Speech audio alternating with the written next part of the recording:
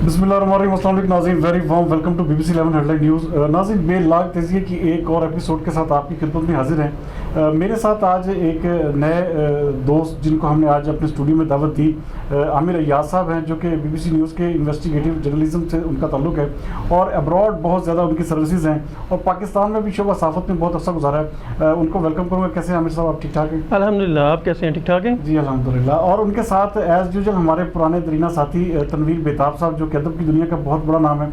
तनवीर साहब, आपको भी वेलकम करूँगा। ठीक है, बहुत शुक्रिया जनाब। सबसे पहले प्रोग्राम में मैं आपकी तरफ आऊँगा तनवीर साहब। मुल्क में जो लॉकडाउन और जो कोरोना वायरस के हवाले से जो सूरत चल रही थी वो तो एक अपनी जगह, लेकिन क्या है कि अब कारोबार आधा तीतर आधा बटेर के मुताबिक चल रहा है और वहाँ पे पुलिस जो है बंदों को पकड़ के धकड़ के उसी तरह सिलसिले जारी हैं और सूरत हाल इस हद तक पहुँच गई है कि जहाँ आपने 4 बंदों के इकट्ठा होने पर पाबंदी लगाई, लेकिन आप उतने सारे बंदों को उठा के एक कमरे में बंद कर देते हैं और वहाँ पे आपने कुछ दुकानों को खुली छोड़ दी हुई है और कुछ को जो है आधे शटर खोल के कारोबार कर रहे हैं और लाइनें लगी।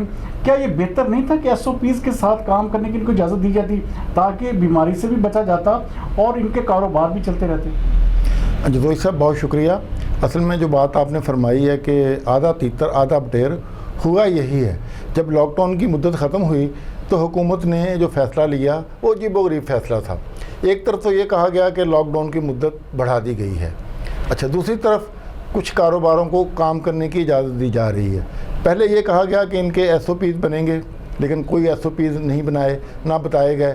अच्छा, किन कारोबार को इजाज़त दी गई है, क्यों इजाज़त दी गई है, इसके बारे में भी कोई वाज़ेह पॉलिसी समझ नहीं आ रही कि किस कारोबार ने काम करना है, किसने नहीं करना है, कि कैसे करना है, कैसे नहीं करना है, कौन सी एहतियाती तदाबीर करनी है, कौन सी नहीं करनी है। एक तो ये कन्फ्यूजन बहुत ज़्यादा है और हुकूमत खुद कन्फ्यूज़ नज़र आ रही है, मुकम्मल तौर पे कन्फ्यूज़ नज़र आ रही है। अच्छा, दूसरी तरफ आप आ जाएं अगर पब्लिक की तरफ, हमारा आवाम का जो है ना वो भी मामला बड़ा अजीबोगरीब है। इनको इतनी बार दरख्वास्त की गई है, कहा गया है कि भाई आप खुद बचें, घर तक महदूद रहें, बाहर ना निकलें, बच्चों को लेकर ना निकलें, ख़वातीन बाहर ना निकलें, लेकिन मजाल है किसी के कान पे जूं तक रेंगी हो। उसी तरह बाहर फिर रहे हैं, ट्रैफिक चल रही है, गलियों मोहल्लों में नौजवान खेल रहे हैं, बड़े बैठे जो हैं वो गप्पें लगा रहे हैं, आपस में इकट्ठे हो रहे हैं और फिर ऐसे में पुलिस का जो काम है वो सोने पे सुहागा है। इसकी तो चांदी होगी। अच्छा, अब एक तरफ तो नोट बना रहे हैं, पैसे कमा रहे हैं और दूसरी तरफ ये कर रहे हैं कि उनको कोई परवाह नहीं है कि हम जो करने जा रहे हैं वहाँ एहतियाती तदाबीर कहाँ जाती हैं। पहली बात है, जब ये इन लोगों को पकड़ते हैं, जहाँ से भी पकड़ते हैं तो एक एक गाड़ी में सबको ठोंस के लेके जाते हैं, तो वहाँ सोशल डिस्टेंस कहाँ गया। अच्छा, उसके बाद थाने लेके जाते हैं, थाने में लॉकअप तो ज़ाहिर वही पड़े हैं, थोड़े लॉकअप हैं, उन्हीं लॉकअप में ठोंस ठांस देते हैं इन लोगों को, वहाँ फिर कोई सोशल डिस्टेंस नहीं है। अगर इन लोगों में एक भी कोरोना वायरस का मरीज़ हो तो सारे के सारे पकड़े जाने वाले जो हैं उनमें वो फैल जाएगा। अच्छा, दूसरी तरफ उसके बाद क्या होता है, अब इनको अदालत में पेश करना होता है अगले दिन, तो रस्सियों से बांध के ना, हथकड़ी के बजाय रस्सी इस्तेमाल करते हैं, पूरी 40-40, 50-50 लोगों की लाइनें बनी हुई हैं, उनको इकट्ठे लेके जा रहे हैं, इकट्ठे मजिस्ट्रेट के रूबरू पेश कर रहे हैं। अच्छा, जब ये सारा अमल कर रहे होते हैं तो उस वक्त सोशल डिस्टेंस कहाँ जाता है, एहतियाती तदाबीर कहाँ जाती हैं?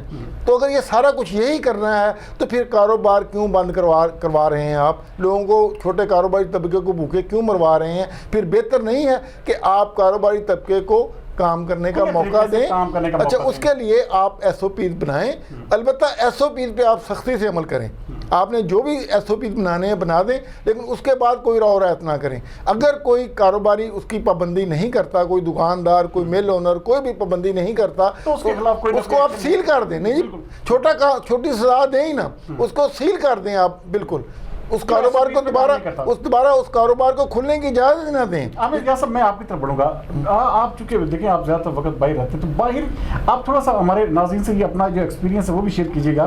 क्या चाइना, जापान या दूसरे जो तरक्की याफ्ता ममालिक हैं, जर्मनी टाइप, इन ममालिक में भी क्या कोरोना वायरस के बाद ऐसी सूरत हाल थी जैसे पाकिस्तान में, या कोई ऐसा कोई हमें क्या किससे सीखने की ज़रूरत है? ये थोड़ा सा आगाह कीजिएगा।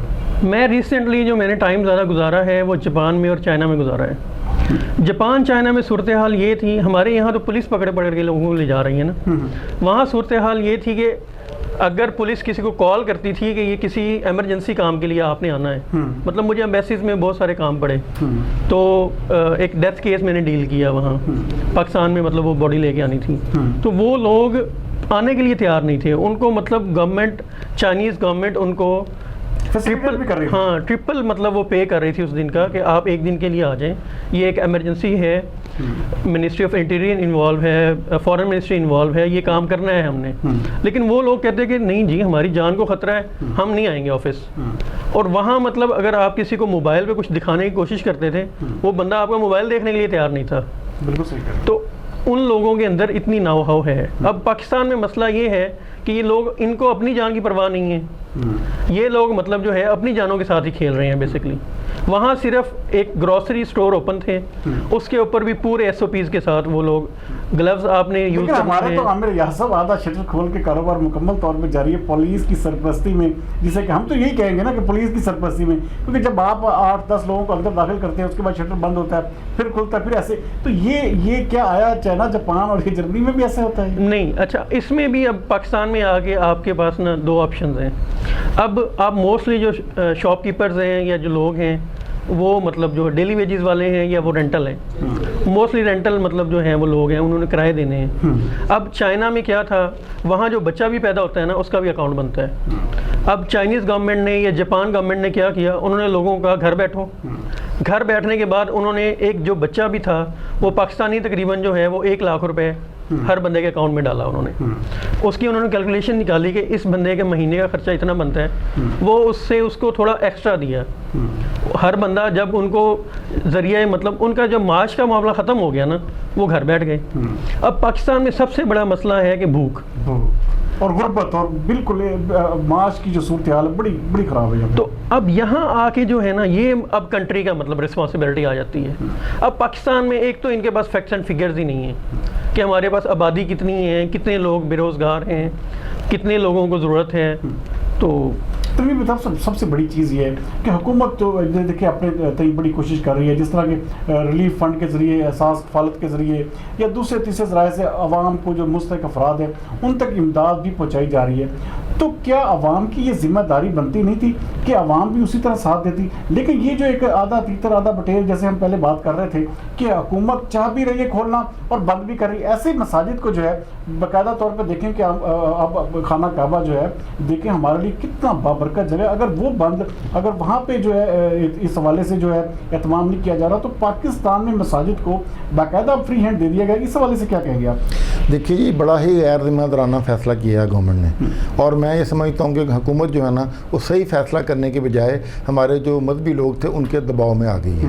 حقیقت یہی ہے کہ وہ طبقہ ہمارے یہاں بہت طاقتور ہے, ہمارا جو ہے نا وہ مذہبی پیشوا بہت طاقتور ہیں, انہوں نے اپنی بات منوا لی ہے. ورنہ اگر حکومت بطور ریاست فیصلہ کرتی, بطور اسٹیٹ فیصلہ کرتی, تو حکومت کی ذمہ داری ہے کہ وہ تمام لوگوں کی, تمام شہریوں کی جان کی حفاظت کرے.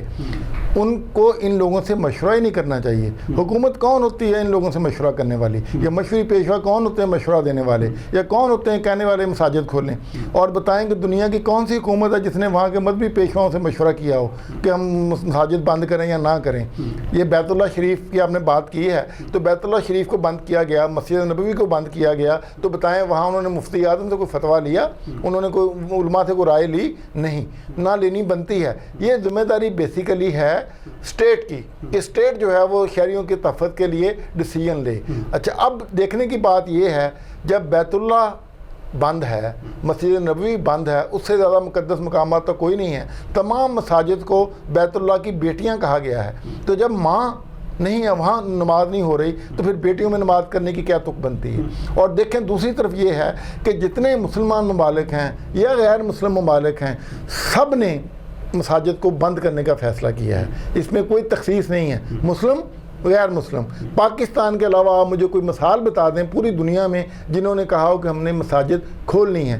ہمارے ساتھ انڈیا ہے, انڈیا میں وہ تمام مسالک موجود ہیں جو پاکستان میں موجود ہیں. ان تمام مسالک کے جید علماء کرام نے باقاعدہ طور پہ فتاویٰ دیے ہیں کہ جی مساجد کو بند رکھا جائے, کیونکہ انسانی جانوں کو بچانا زیادہ ضروری ہے. اور دیکھ لیجئے انسانی جان کی حرمت یہ ہے کہ نبی پاک صلی اللہ علیہ وآلہ وسلم نے فرمایا تھا کہ اے بیت اللہ تو بہت زیادہ قابل احترام ہے, لیکن تجھ سے انسانی جان کہیں زیادہ قابل احترام ہے.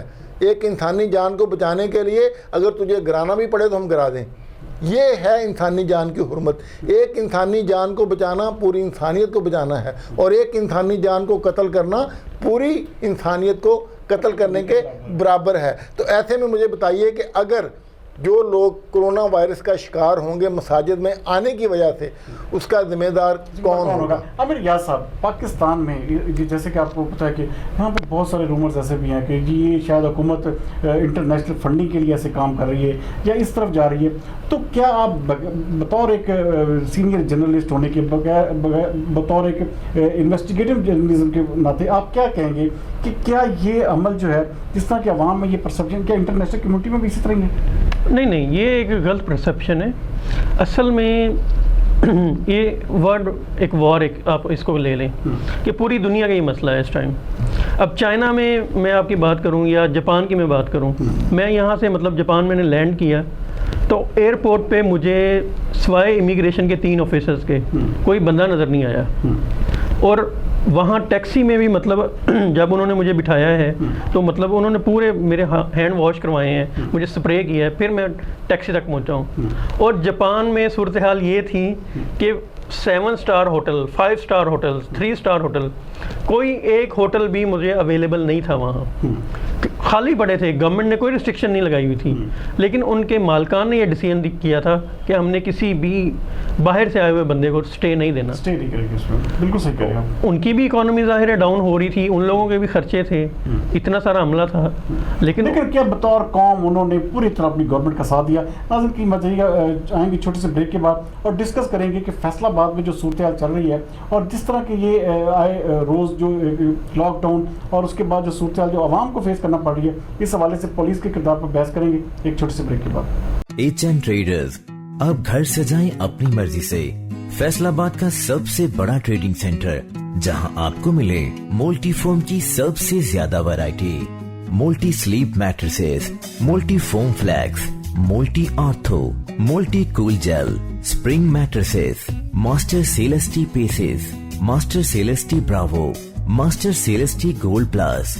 We deal with all kind of mattresses, unique variety of sofa cum bed, master multi furniture. Special offer for our customer for limited time. 2 pillow free along with all kind of mattresses. HN Traders. Address Amin Town near Kashmir Oil Mills, opposite Circle Club, Faisalabad. Call 0323 6669 291. 0321 655 0729 041 8751 877. Welcome back ناظرین. جیسے break پر جانے سے پہلے میں تنویر بیتاب صاحب کے لیے ایک سوال چھوڑ کے گیا تھا کہ پولیس جو ہے کیا سمجھتے ہیں کہ فیصل آباد میں پولیس کس طرح کام کر رہی ہے. دیکھیں 8 بازاروں میں آپ کو جگہ پارکنگ کی نہیں مل رہی, موٹر سائیکل ہزاروں کی تعداد میں کھڑے ہیں, گاڑیاں ہزاروں کے, تو بازار تو بند ہیں, لاک ڈاؤن ہے. تو یہ کہاں پہ پولیس کا جو ایک جسے کہتے ہیں کہ اتھینٹسٹی ہے, وہاں پہ ان کا جو پوری گرپ ہے, تو پھر شہر میں کیا صورتحال کیا چل رہی ہے, یہ کیا کدھر جا رہے ہیں ہم؟ پولیس جو ہے نا جی وہ اپنا روایتی طریقے سے کام کر رہی ہے. پولیس نے بالکل بھی اس کو بطور ایمرجنسی نہیں لیا, نہ ہی اس کو ایک سنجیدہ مسئلے کے طور پہ لیا ہے. پولیس کا وہی کام ہے جو اس کا روٹین میں ہوتا ہے, روزمرہ زندگی میں ہوتا ہے. ان کا ایک معاملہ ہے کہ اس معاملے سے پیسے کیسے کمائے جا سکتے ہیں. زیادہ سے زیادہ پیسے کمانے کے چکر میں لگے ہوئے ہیں. لوگوں کو پکڑتے ہیں, ان کو چھوڑتے ہیں, ناکوں پہ پکڑتے ہیں, ناکوں پہ ان کو چھوڑ رہے ہیں پیسے لے کے, اس کے بعد تھانوں میں لے جا کے وہاں پیسے لے کے چھوڑ رہے ہیں. سہیل چودھری صاحب کی جو نیک نامی تھی, یہ تو اس کا مطلب ہے کہ یہ تو پھر سارا پولیس ڈپارٹمنٹ مل کے اس کو خاک میں ملا رہا ہے. جی بالکل ایسے ہی. سہیل چودھری صاحب نے جو پچھلے 2 مہینے سے جتنی محنت کی تھی اس کو بہتر کرنے کے لیے, وہ ساری کی ساری ملیا میٹ کر دیا ہے ان لوگوں نے. اس لیے کہ جب بھی یہ کرونا کے معاملات بنے تو پولیس اتنے زیادہ مصروف ہو گئی, CPO صاحب بھی اتنے زیادہ مصروف ہو گئے کہ ان پہ اس طرح توجہ نہیں دے سکے جس طرح پہلے توجہ دے رہے تھے. تھانوں کی ورکنگ پہ چھاپے مار رہے تھے, اردر روم لگ رہے تھے, سزائیں ہو رہی تھیں, سارا کچھ چل رہا تھا. لیکن اب وہ وقتی طور پہ کام جو ہے وہ رک گیا ہے. اس رکنے کا فائدہ یہ اٹھا رہے ہیں پولیس والے, اور یہ بالکل اس کو ایز ایک مشن کے نہیں نہیں لے رہے. یہ فرنٹ سپائی ضرور ہیں ہمارے اگلے مورچوں کے, لیکن صحیح طرح لڑ نہیں رہے جیسے ان کو لڑنا چاہیے. جیسے لڑنا چاہیے ویسے نہیں لڑ رہے.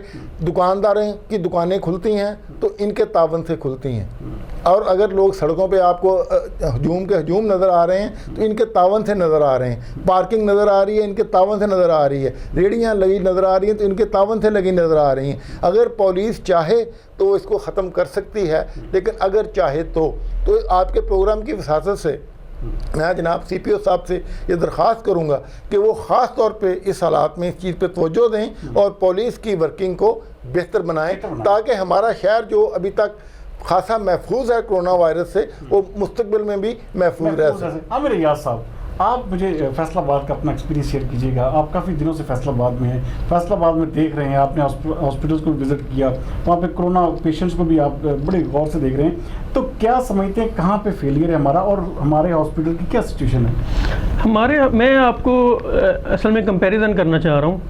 میں نے مطلب جو جاپان میں اور چائنا میں جو میں نے ہاسپٹلس وزٹ کیے, اس میں صورتحال یہ تھی کہ جو انہوں نے جو کرونا کے لیے جو بلڈنگز یا مطلب جو ہاسپٹل کوارنٹائن کیے تھے ان کو انہوں نے پراپرلی کیا تھا. اس میں مطلب جو بندہ اندر چلا گیا وہ واپس نہیں آ سکتا تھا. اب اس میں یہ تھا کہ جو فوڈ ویسٹیج آتی تھی, ان کی ڈسپوزیبل فوڈ جاتا تھا, اس کی جو ویسٹیج آتی تھی اس کو ایکسیلیٹر لگا کے وہ انسنلیٹر میں ڈالتے تھے, وہ جلا کے نیچے وہ ختم کر دیتے تھے اس کو. اور اس کے بعد جو ہیومن ویسٹ ہے, ہیومن ویسٹ کے ساتھ بھی یہی تھا کہ ہیومن ویسٹ کو وہ ٹریٹ کرتے تھے, اس کے بعد سیوریج میں ڈالتے تھے. اب لیکن یہاں پہ تو باقاعدہ وزٹر جو ہے نا ڈاکٹری لباس پہن کے اندر جاتے ہیں اور واپس آتے ہیں, وہ تو مزے میں پھرتے ہیں, گھومتے ہیں یہاں. یہاں اب سب سے بڑا جو اب ایک تو جو ان کی ویسٹیج ہے, وہ ڈسٹ جو آ رہی ہے ان کی, وہ آ کے عام مطلب جو ہے نا وہ اس میں ڈسٹ بن میں ڈال دی جاتی ہے. وہاں سے اب ہمارے پاکستان میں کلچر یہ ہے کہ ہمارا پراپر ٹریٹ نہیں ہوتا. جتنی بھی ویسٹیج ہے وہ بچے وہاں جا کے ہاتھ مار رہے ہیں, اس کو اٹھا رہے ہیں چیزوں کو, جانور وہاں جا رہا ہے. پھر جو ہیومن ویسٹ ہے وہ ساری ہماری سیوریج میں جا رہی ہے, سیوریج سے وہ ساری کھیتوں میں جا رہی ہے. وہ ہماری مطلب جو ہے ویجیٹیبلز کے ساتھ سے وہ لگ کے ہمیں پھر دوبارہ جو ہے نا وہ مارکیٹ آ رہی ہے. تو پاکستان میں جو ہے الارمنگ نازل صورتحال ہے کہ اگر ہمارا ویسٹیج سارا اس طرح جائے گا اور ہم کھانے پینے کی چیزیں, ظاہری بات ہے ہم سبزیاں وہیں سے لیتے ہیں, اور جو ہمارا ایک قسم کا جو ہمارا اسٹرکچر بن رہا ہے, یہ تو عامر ایاز صاحب بڑا آپ نے ایک جسے کہتے ہیں الارمنگ صورتحال کی طرف اشارہ کیا ہے. بالکل. اب پاکستان میں سب سے بڑا مسئلہ یہ ہے جو میں دیکھ رہا ہوں, کیونکہ میں ان کنٹریز کو وزٹ کر کے آیا ہوں. وہاں اب میں مطلب جب جاتا تھا اس ایریے میں, سیلڈ ایریا تھا وہ, مجھے اسپیشل پاس بنایا گیا میرا. میں اس ایریے میں جانے کے لیے میں جب جاتا تھا تب بھی میرا ٹیسٹ ہوتا تھا, اور ود ان 2 آورس وہ رزلٹ دیتے تھے. وہ رزلٹ آنے سے پہلے میں ایگزٹ نہیں کر سکتا تھا اس ایریے سے. اب پاکستان میں سب سے بڑا مسئلہ یہ ہے کہ یہاں پراپر ٹیسٹ نہیں ہو رہے. 200 ٹیسٹ فیصل آباد میں اگر کر رہے ہیں تو 3 دن بعد اس کا رزلٹ آ رہا ہے. اس 3 دن میں اس کو پراپر ٹریٹ ہی نہیں کیا جا رہا پیشنٹ کو. وہ 3 دن میں وہ آگے چاہے 20 بندے اور افیکٹ کر جائے. اور پاکستان میں میری جو آبزرویشن ہے وہ میرے خیال میں امریکہ سے زیادہ خطرناک صورتحال ہے. اس کی ریزن یہ ہے کہ یہاں ٹیسٹ ہی نہیں ہو رہے. یہاں جب یہ پراپر ٹیسٹنگ شروع کریں گے, اگر یہ آج بھی شروع کر دیں تو ود ان 3 days ہماری جو کاؤنٹنگ ہے وہ امریکہ کے ساتھ میچ کر جائے گی, اگر یہ پراپر ٹیسٹنگ شروع کریں. یہ تنویر بیتاب صاحب بڑا, عامر صاحب تو بڑی الارمنگ صورتحال بتا رہے ہیں اس حوالے سے. تو کیا ہمیں کیا میز لینا چاہیے, کس حوالے سے کیسے ہم بچ سکیں گے؟ یہ ساری چیزیں تو جسے کہتے ہیں کہ ہم بطور قوم بھی سدھر نہیں, ہم کہتے ہیں کہ ہمارا امیونٹی سسٹم بڑا طاقتور ہے, شاید اس وجہ سے ہم بچ رہے ہیں. تو کیا امیونٹی سسٹم یہ اگر پراپر ٹیسٹنگ شروع ہو جاتی ہے, پراپر اس کی جو ہے جسے کہتے ہیں آئیڈینٹیفیکیشن ہو جاتی ہے, تو ہم تو جس طرح عامر صاحب اشارہ کر رہے ہیں, ہم تو امریکہ کے ساتھ میں کھڑے ہوں گے جہاں پہ 12,000 14,000 ڈیلی بات ہو رہی ہے. عامر صاحب بالکل درست کہہ رہے ہیں. جتوئی صاحب آپ کو یاد ہوگا کچھ پروگرام پہلے ایک پروگرام میں ہم نے یہ بات کی تھی جب ہم نے کہا تھا کہ ہماری حکومت جو ہے نا وہ شتر مرغ کی طرح کی پالیسی لے رہی ہے کہ اپنے آپ کو چھپائے رکھو, بات کو سامنے نہ آنے دو, نہ ٹیسٹ کریں گے, نہ پیشنٹ سامنے آئیں گے, نہ لوگوں میں وہ معاملہ بنے گا. اور عامر صاحب کی بات کو میں بالکل تائید کرتا ہوں. اصل معاملہ یہی ہے کہ ابھی تک پہلی بات تو ہمارے پاس ٹیسٹ کرنے کی صلاحیت ہی نہیں تھی. اچھا اب کچھ صلاحیت بہتر ہوئی ہے لیکن ابھی بھی وہ نہیں ہے, معاملات نہیں ہیں. ابھی بہت سی لیب کرنی ہے, بہت سی چیزیں ہونی ہیں. اور عامر صاحب بالکل ایک درست خطرے کی طرف اشارہ کر رہے ہیں. جس دن یہ لیب پوری کام کرنا شروع کر دیں گی, ٹیسٹ بڑھیں گے, تو آٹومیٹیکلی ہمارے یہاں پیشنٹ بھی بڑھیں گے, پیشنٹ بڑھیں گے. اور دوسرا اس میں پھر آٹومیٹیکلی پیشنٹ بڑھیں گے تو ان میں بہت سی کیجویلٹی ابھی سامنے نہیں آ رہی, جو کیجویلٹی اس وجہ سے ہو رہی ہیں وہ بھی سامنے آئیں گی. اور عامر صاحب کی بات بالکل درست ہے. یہ ابھی سے ہمیں جو ہے نا وہ اس کے میئر لینے کی ضرورت ہے, احتیاطی تدابیر کرنے کی ضرورت ہے. یہ بھی تو چیزیں ہیں نا کہ بہت سارے ایسے ہمارے سامنے کیسز آ رہے ہیں, ہمارے پاس بہت ساری ایسی ویڈیوز آ رہی ہیں کہ ایک بندہ جو ہے وہ کورونا کا پیشنٹ نہیں ہے لیکن وہ مرتا ہے تو اس کو کورونا کی جسے کہتے ہیں میت اس کو ایسی دفنائی جا رہی ہے اور اس کو اسی کھاتے میں ڈالا جا رہا ہے کہ وہ کورونا کا مریض ہے, وہ اس کو اسی ایس او پی کے تحت جو ہے دفنایا جا رہا ہے. تو یہ ہم پھر کس چیز کو صحیح سمجھیں گے؟ اچھا, یہ مسئلہ وہی ہے نا جو میں کہہ رہا ہوں کہ ہمارے پاس جو ٹیسٹنگ فیسلٹی ہے اس کا رزلٹ 3 دن بعد آ رہا ہے, سیم ڈے میں رزلٹ ہی نہیں ہے. ہمارے پرائم منسٹر کا ٹیسٹ ایک دن پہلے ہوا ہے, کل اس کا ٹیسٹ ہوا ہے تو اس کی رپورٹ مطلب جو ہے وہ آ جائی ہے. کہ اگر ایک پرائم منسٹر کے ٹیسٹ کو اتنا ٹائم لگ رہا ہے تو ایک عام بندے کے ساتھ کیا صورتحال ہوگی؟ پورے فیصل آباد میں ایک بھی لیبارٹری ایسی نہیں ہے جو کرونا ٹیسٹ کر سکے. انہوں نے یہاں سے صرف سیمپلنگ کرنی ہے, وہ لاہور جائے گی, اس کے بعد پھر وہ واپس عامر صاحب پروگرام کے آخر میں کیا پیغام دیں گے؟ جیسے کہ آپ دیکھیں, آپ بالکل بڑا براڈ آپ کا بڑا اسپیکٹرم, آپ بڑا اچھے طریقے سے آپ پوری دنیا پہ دیکھی ہے, تو کیا مشورہ دیں گے, کیا سجیسٹ کریں گے کہ ہم جو ہے اس چیز سے, اس جو فیز ہے اس سے نکل بھی جائیں اور ہماری کیجویلٹیز یا ہمارا جو انفیکٹڈ جو ایریا ہے یا ہمارے جو پیشنٹس ہیں وہ کم سے کم ہوں؟ میں پیغام یہی دوں گا کہ ہم اپنی فیسلٹیز کو کم کر لیں. بے شک مطلب جو ہے جتنی ہماری ضروریات ہیں ان کو ہم ایک چوتھائی بھی کر لیں لیکن باہر نہ نکلیں. مطلب اگر ہم نے پہلے ہمارے گھر میں 4 بار ٹائم مطلب جو ہے وہ فروٹ آ رہا ہے یا 2 بار کھانا بن رہا ہے, اس کو کوارٹر کر لیں. بے شک اپنی بھوک بڑھا لیں لیکن اپنے بچوں کو, اپنے بزرگوں کو خطرے میں نہ ڈالیں. اور یہی سب کے لیے بہتر ہے اور یہی پوری دنیا میں کیا جا رہا ہے. عامر صاحب یہ دے رہے ہیں کہ بھئی اس حوالے سے ہمیں بڑے جو ہے نا میز لینے کی ضرورت ہے اور ہمیں اپنے آپ کو بالکل محدود پیمانے پر سوشل ڈسٹینسنگ کو کرنے کی ضرورت. تنویر بیتاب صاحب, پروگرام کے آخر میں آپ کیا سمجھتے ہیں کہ پولیس جو ہے فیصل آباد کی وہ اس کو دیکھیں اب تک کہ باقاعدہ لڑائیاں آپ کے سامنے ایسی ویڈیوز آ رہی ہیں باقاعدہ آپس میں جسے کہتے ہیں کہ دکانداروں اور پولیس کی لڑائیاں شروع ہو چکی ہیں, تو کس طرف ہم جا رہے ہیں, کیا سجیسٹ کریں گے کہ پولیس جو ہے کس طرح سے لے کے چلے ساری صورتحال؟ دیکھیے جی, پولیس اس میں کچھ نہیں کر سکتی, سیدھی بات ہے. پولیس کتنے لوگوں سے لڑ لے گی, کتنے لوگوں کے خلاف FIR دے دے گی, کتنوں کو جیلوں میں بھیج دے گی. یہ عامر صاحب نے جو بات فرمائی ہے بات وہی درست ہے. ہمیں بطور قوم خود سوچنا ہے, خود غور کرنا ہے کہ ہم نے زندہ رہنا ہے کہ نہیں رہنا ہے, ہم نے کورونا کا شکار ہونا ہے یا اپنے آپ کو بچانا ہے, اپنے بچوں کو بچانا ہے, اپنے بزرگوں کو بچانا ہے. اگر تو ہم اس چیز کو بچنا چاہتے ہیں پھر اس کا ایک ہی حل ہے کہ ہم لوگ گھر تک اپنے آپ کو محدود رکھیں, اپنی ضروریات کم کر لیں, جیسے بھی گزارا کرنا پڑتا ہے کر لیں, اپنے آپ کو, اپنے بچوں کو, اپنے بزرگوں کو, اپنے گھر والوں کو گھر میں محدود رکھیں.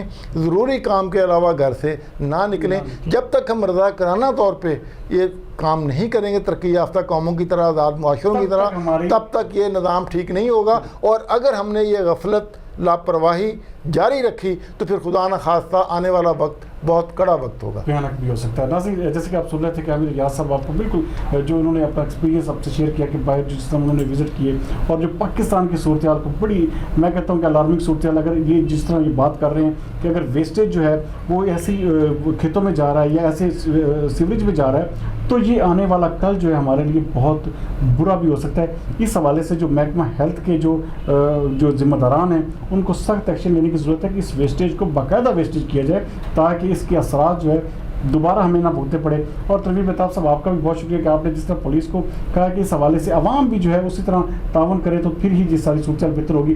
ناظرین, آپ کو یہ پروگرام آج کا کیسا لگا؟ اگلے ہفتے تک کے لیے مجھے اجازت دیجیے. پاکستان زندہ باد.